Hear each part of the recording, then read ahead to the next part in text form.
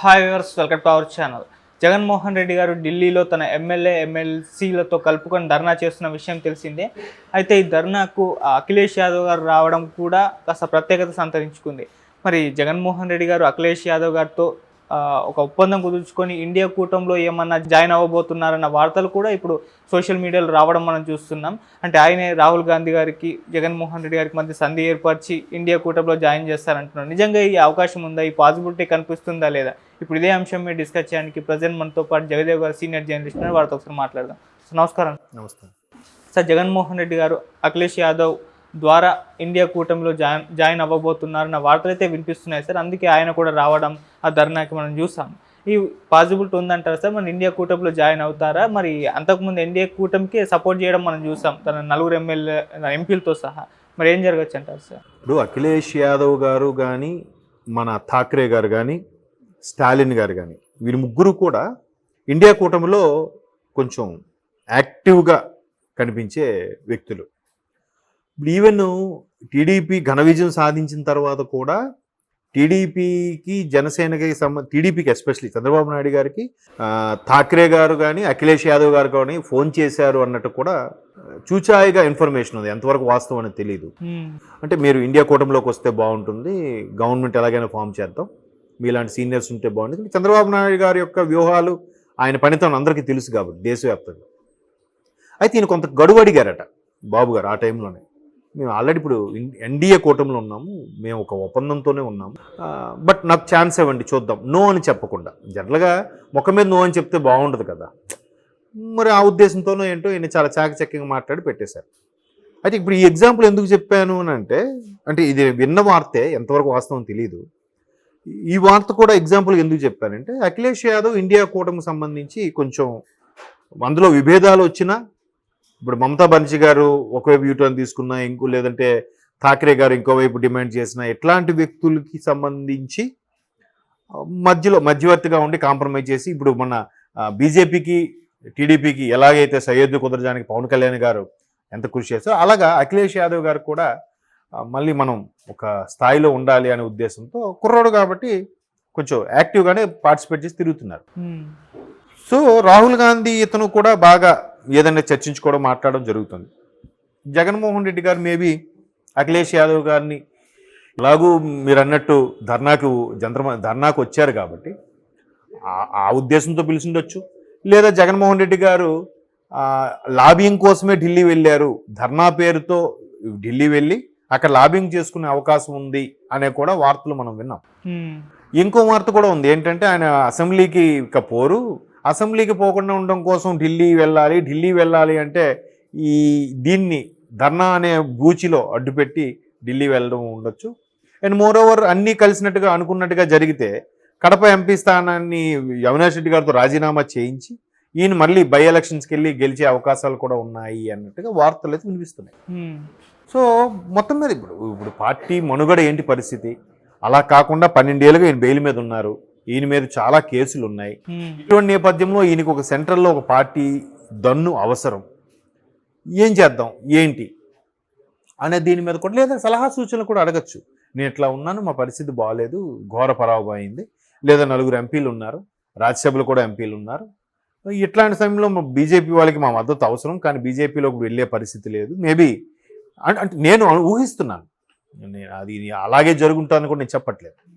TDP ఎలాగో mania బాగా నడుస్తుంది కావాలి, హవా నడుస్తుంది కాబట్టి టీడీపీకి కాస్త గట్టి పోటీ ఇవ్వాలంటే కాంగ్రెస్లో విలీనమైన అవ్వాలి, లేదా కాంగ్రెస్లో కలిసి ఇండియా కూటమిలో కలిసి పోటీకైనా దిగాలి అనే ఆలోచనలో అయితే ఉన్నారు. మ్యాక్సిమం వైసీపీ శ్రేణులు కూడా అదే కోరుకుంటున్నారంట. అన్న ఇప్పుడు ప్రస్తుతం మనం బీజేపీ వాళ్ళతో వెళ్ళిపోయింది, అలాగనే కాంగ్రెస్లోకి వెళ్ళలేని పరిస్థితి మన మనుగడ ఎలాగా?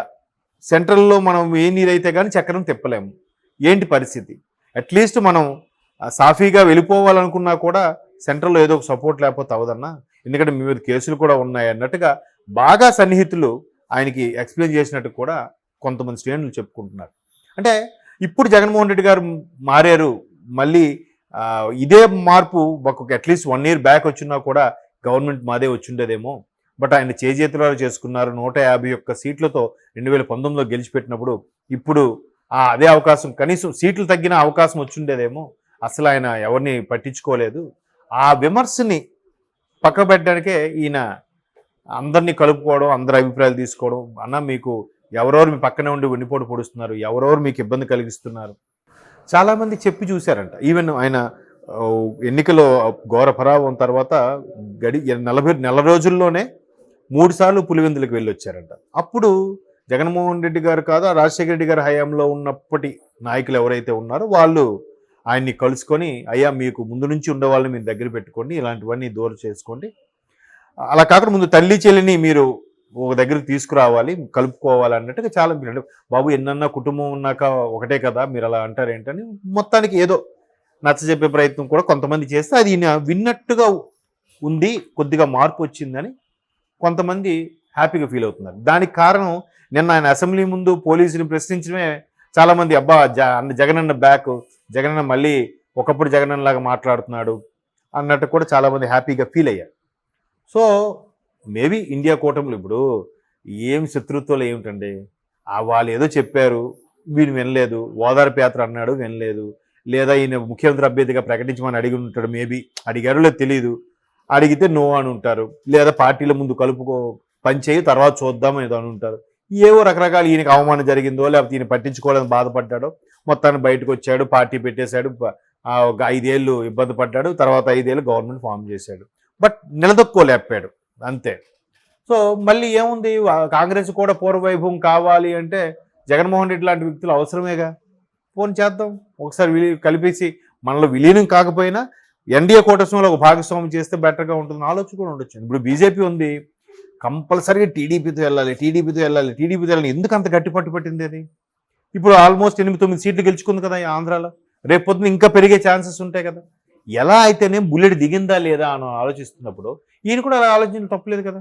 కాంగ్రెస్తో అవసరమైతే పొత్తు పెట్టుకోకపోతే ఇండియాలో భాగస్వామ్యం అవుతాడు, అప్పుడు నెక్స్ట్ ఎలక్షన్స్కి కాంగ్రెస్ వైసీపీ కలిసి పోటీ చేస్తాయి, ఏముంది. అప్పటికే ఇంక మళ్ళీ ఏమైనా తేడా చేశారు అనుకోండి, ఇంక వాళ్ళు ఎవరు బాబు ఆల్రెడీ ఇలా చేశాడు కాబట్టి ఎవరు సహకరించరు. ఇప్పుడు కేసీఆర్ గారు కూడా ఏమన్నారు, తెలంగాణ ప్రకటిస్తే టీఆర్ఎస్ని కాంగ్రెస్ విలీనం చేస్తా ఉన్నారు, మరి చేశారా?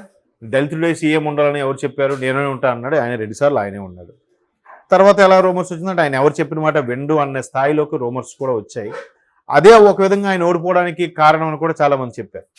సో మొత్తం మీద జగన్మోహన్ రెడ్డి మరలా కాంగ్రెస్లోకి వచ్చినా రావచ్చు, తప్పేం లేదు, కాకపోతే టైం పడుతుంది. మెయిన్ లిటికేషన్ ఏంటంటే షర్మిల గారు ఆల్రెడీ పీసీ చీఫ్గా ఉన్నారు కాబట్టి ఆవిడని ఒప్పించాలి, ఆవిడ యాక్సెప్ట్ చేయాలి, అనిలు వాళ్ళు ఒప్పుకున్నాక అప్పుడు మేబీ చేయొచ్చు, కలవచ్చు అనే అభిప్రాయాలు అయితే వినిపిస్తున్నాయి. చూద్దాం రాజకీయం ఎటువంటి మలుపు తిరుగుతుందండి. Okay sir, thank you so much.